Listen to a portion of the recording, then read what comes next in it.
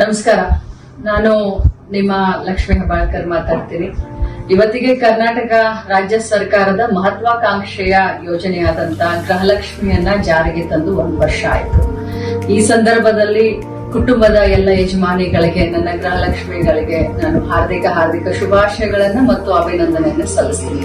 ಇಲ್ಲಿಯವರೆಗೆ ಗೃಹಲಕ್ಷ್ಮಿಯು ತಮ್ಮ ಜೀವನದಲ್ಲಿ ಏನೆಲ್ಲ ಬದಲಾವಣೆಯನ್ನ ಈ 1 ವರ್ಷದಲ್ಲಿ ತಂದಿದೆ, ಈ ಬದಲಾವಣೆಯನ್ನ ಬನ್ನಿ ನಮ್ಮೊಂದಿಗೆ ಹಂಚಿಕೊಳ್ಳಿ.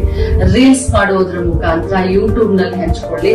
ಯಾರು ಜಾಸ್ತಿ ರೀಲ್ಸ್ ಓಡುತ್ತೆ, ವ್ಯೂಸ್ ಸಿಕ್ಕುತ್ತೋ ಅಂತ ಕುಟುಂಬಕ್ಕೆ, ಅಂತ ಯಜಮಾನಿಗೆ, ಅಂತ ಗೃಹಲಕ್ಷ್ಮಿಗೆ ನಿಮ್ಮ ಲಕ್ಷ್ಮೀ ಹೆಬ್ಬಾಳ್ಕರ್ ಕಡೆಯಿಂದ ಒಂದು ಬಹುಮಾನ 1 ತಿಂಗಳು ಅಂದ್ರೆ ಸೆಪ್ಟೆಂಬರ್ 30ನೇ ತಾರೀಕಿನವರೆಗೂ ನಿಮ್ಮ ರೀಲ್ಸ್ ಗಳನ್ನ ಯೂಟ್ಯೂಬ್ ಗಳಲ್ಲಿ, ಫೇಸ್ಬುಕ್ ನಲ್ಲಿ ಅಥವಾ ಇನ್ಸ್ಟಾಗ್ರಾಮ್ ನಲ್ಲಿ ಹಂಚಿಕೊಳ್ಳಿ.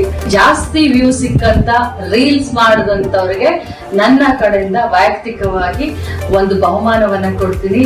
ಹರಿಯಪ್ ಮೊದಲ 50 ಜನರ ದಾರಿಯನ್ನ ನಾನು ಕಾಯ್ತಾ ಇರ್ತೀನಿ. ಖಂಡಿತವಾಗ್ಲೂ ತಾವೆಲ್ಲರೂ ಈ ಒಂದು ರೀಲ್ಸ್ ಮಾಡೋದ್ರ ಮುಖಾಂತರ ಈ ಒಂದು ಗೃಹಲಕ್ಷ್ಮಿ ಯೋಜನೆಯಿಂದ ತಮ್ಮ ಜೀವನದಲ್ಲಿ ಆದಂತ ಬದಲಾವಣೆಯನ್ನ ನಮ್ಮೆಲ್ಲ ಕರ್ನಾಟಕ ರಾಜ್ಯದ ಜನರ ಜೊತೆ ಹಂಚಿಕೊಳ್ಳಿ. ತಮ್ಮೆಲ್ಲರಿಗೂ ಶುಭಾಶಯಗಳು. ನಮಸ್ಕಾರ.